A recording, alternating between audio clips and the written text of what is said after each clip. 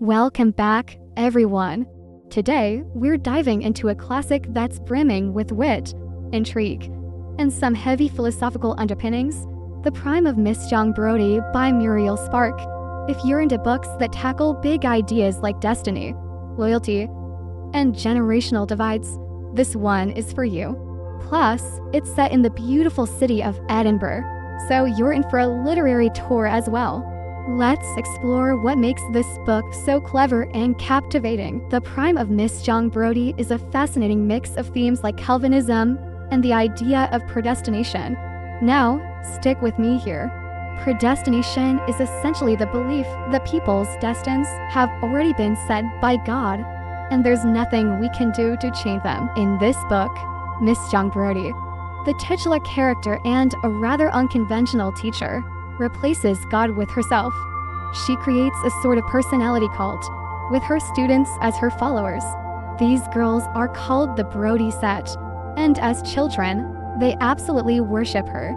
Miss Brodie assigns each of them a destiny, what she believes their futures will hold. This dynamic acts as a clever microcosm of Calvinist society, exploring the larger idea of living in a system where fate seems unavoidable.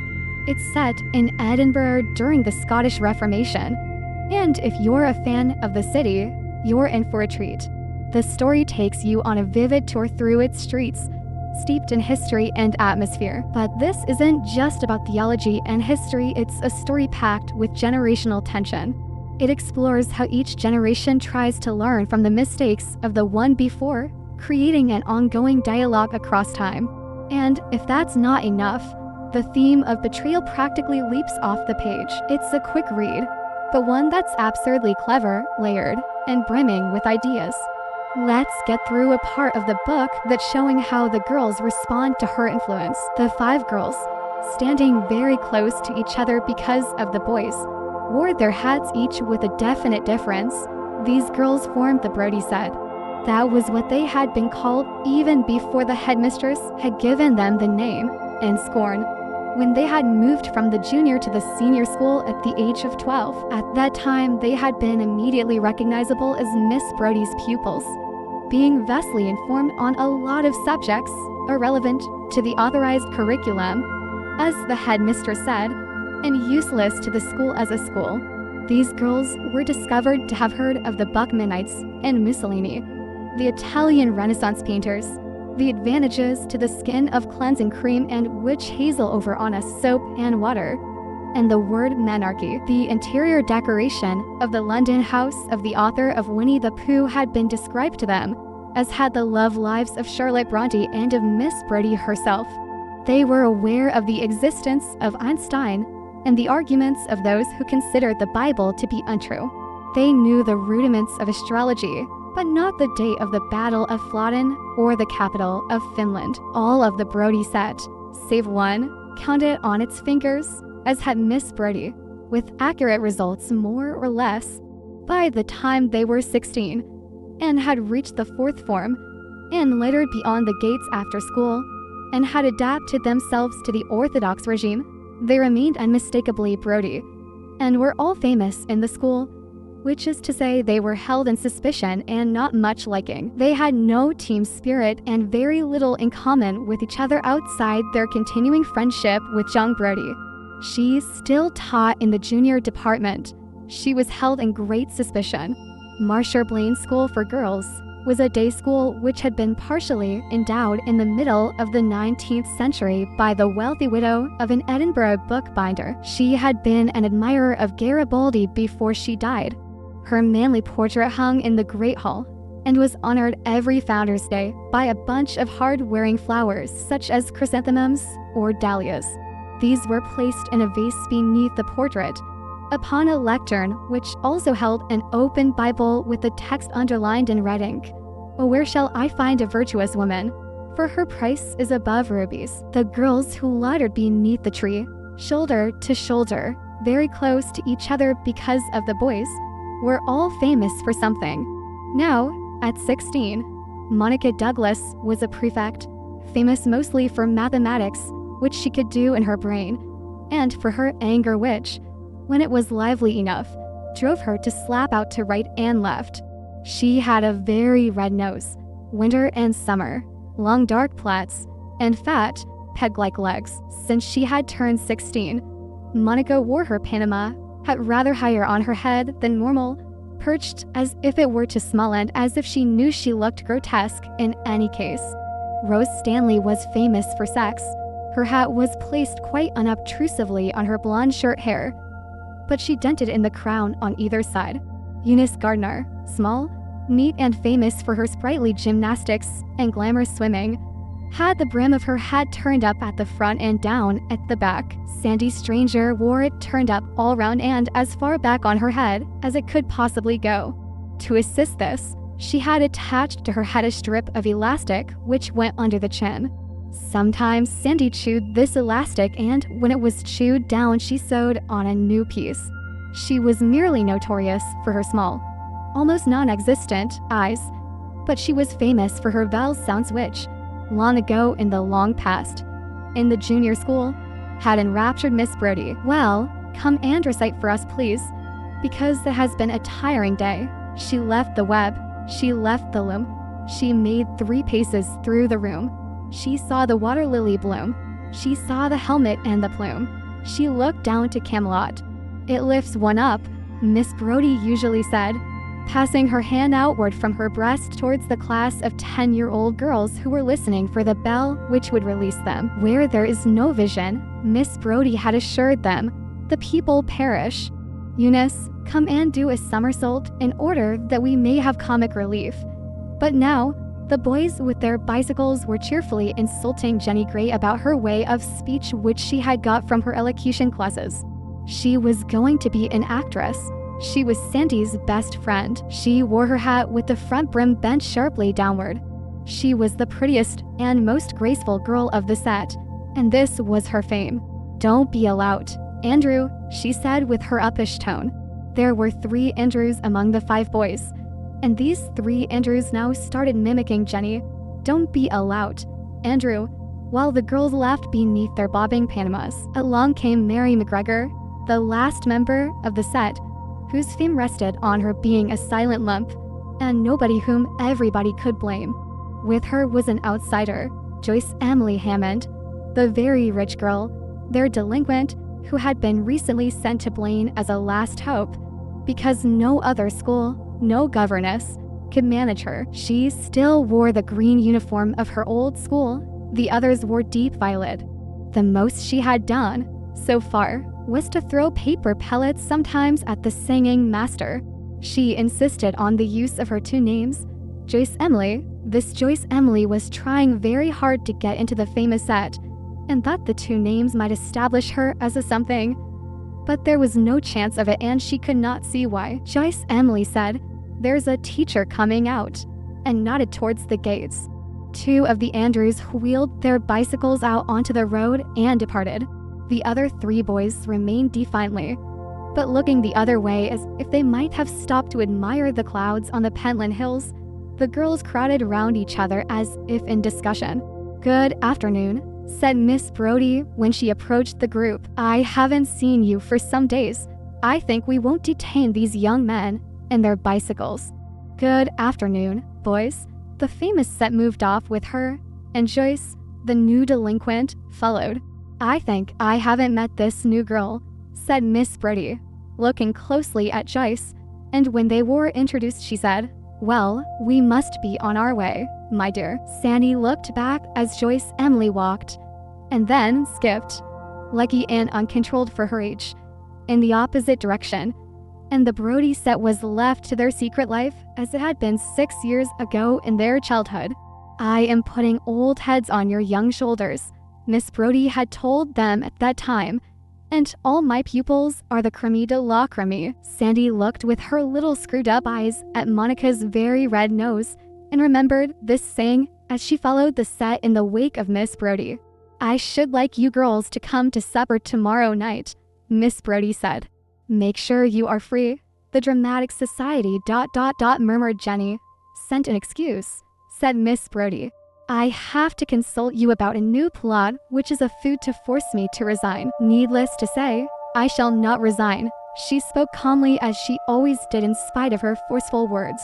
Miss Brodie never discussed her affairs with the other members of the staff, but only with those former pupils whom she had trained up in her confidence. There had been previous plots to remove her from Blaine, which had been foiled. It has been suggested again that I should apply for a post at one of the progressive schools, where my methods would be more suited to the system than they are at Blaine. But I shall not apply for a post at a crank school. I shall remain at this education factory. Their needs must be 11 in the lump. Give me a girl at an impressionable age, and she is mine for life. The Brodie set smiled in understanding of various kinds. Miss Brodie forced her brown eyes to flash as a meaningful accompaniment to her quiet voice. She looked a mighty woman with her dark Roman profile in the sun. The Brodie set did not for a moment doubt that she would prevail. As soon expect Julius Caesar to apply for a job at a crank school as Miss Brodie. She would never resign. If the authorities wanted to get rid of her, she would have to be assassinated. Who are the gang this time? Said Rose, who was famous for sex appeal. We shall discuss tomorrow night the persons who oppose me, said Miss Brodie. But rest assured they shall not succeed. No, said everyone. No, of course they won't. Not while I am in my prime, she said. These years are still the years of my prime. It is important to recognize the years of one's prime. Always remember that. Here is my tram car. I dare say I'll not get a seat. This is 19-30-6. The age of chivalry is past. 6 years previously, Miss Brodie had led her new class into the garden for a history lesson underneath the big elm.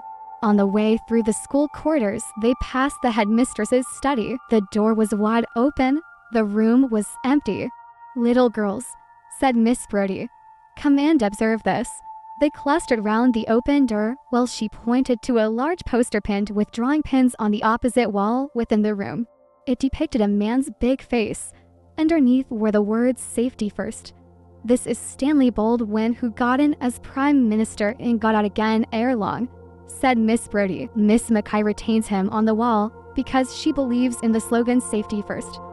But safety does not come first. Goodness, truth, and beauty come first. Follow me. This was the first intimation to the girls of an odds between Miss Brodie and the rest of the teaching staff. Indeed, to some of them, it was the first time they had realized it was possible for people glued together in grown-up authority to differ at all. Taking inward note of this, and with the exhilarating feeling of being in on the faint smell of row, without being endangered by it, they followed dangerous Miss Brodie into the secure shade of the elm. Often, that sunny autumn, when the weather permitted, the small girls took their lessons seated on 3 benches arranged about the elm. Hold up your books, said Miss Brodie quite often that autumn. Prop them up in your hands in case of intruders. If there are any intruders, we are doing our history lesson ... our poetry. English grammar. The small girls held up their books with theirs not on them, but on Miss Brodie. Meantime, I will tell you about my last summer holiday in Egypt ... I will tell you about care of the skin and of the hands, about the Frenchman I met in the train to Biarritz. And I must tell you about the Italian paintings I saw. Who is the greatest Italian painter? Leonardo da Vinci, Miss Brodie. That is incorrect. The answer is Giotto.